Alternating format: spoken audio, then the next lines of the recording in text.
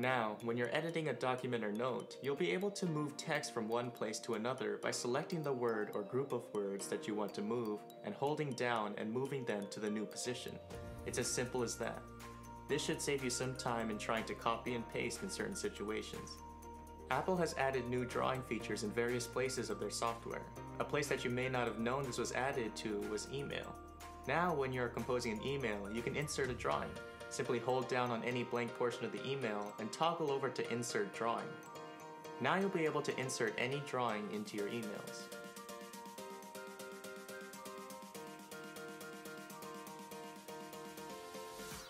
Finally, in iOS 11, you'll be able to move multiple apps at the same time.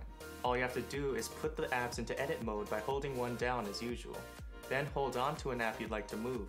Once it's raised, you'll now be able to add other apps to the app you're holding.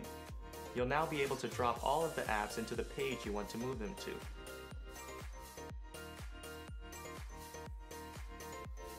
We all have been pestered with those messages that pop up asking you to rate an app. Luckily, in iOS 11, Apple has added a way to turn these off. Go into Settings, scroll to iTunes and App Store, and toggle off in-app ratings and reviews. Now you won't receive that pop-up message again. If you have a Plus model, you'll be able to make the keyboard easier to use with one hand. When the keyboard is open, you'll be able to activate one-handed mode by holding down the emoji icon and pressing the one-handed icon. You can put it on the left side or the right side, and now you'll be able to type a lot more easily with one hand.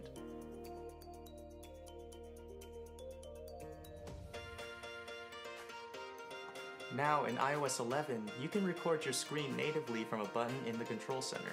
The button won't be there initially, but if you go into Settings, Control Center, and Customize Controls, you'll be able to add the screen recording toggle. Now you can click the toggle, and after 3 seconds, your screen will be recorded. And when you're done recording, simply click the toggle again and the video will be saved in your photos.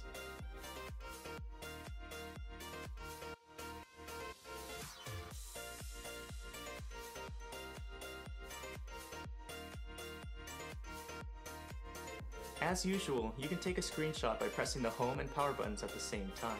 But now in iOS 11, you can edit your screenshot right away. You can draw on them and even choose to delete it immediately if you aren't satisfied with it. If you wanted to ask Siri a question, but didn't want to disturb the people around you, you can now type to Siri. You can turn this on by going to Settings, General, Accessibility, Siri. Toggle this on, and now when you activate Siri, you can just type.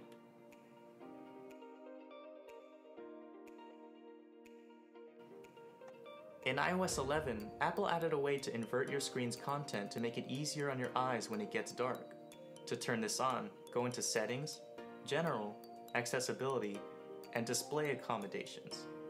From here, click Invert Colors and toggle on Smart Invert. In theory, it should invert colors unless it's some sort of media. In my testing, it works in apps such as Facebook and Twitter okay, where pictures and video keep their color, but doesn't work in YouTube or Instagram.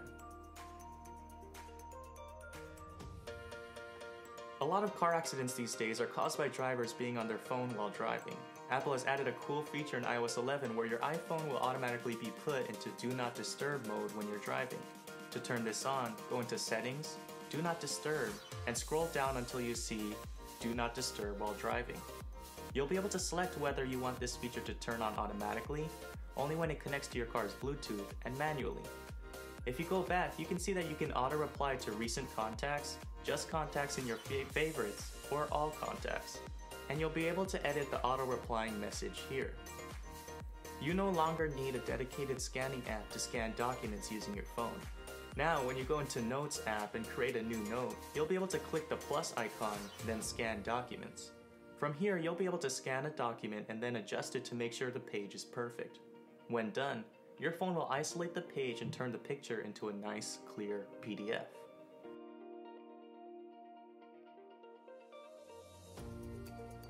With iOS 11, you can now save Safari web pages as PDFs. To do this, simply click the share icon on the bottom and scroll until you find the Create PDF icon. Then you'll be able to see the PDF made of the page, and from here you can mark it up and save it to either your phone or to iCloud. QR codes are still a thing, and until now, iPhone users needed dedicated QR scanning apps in order to scan QR codes.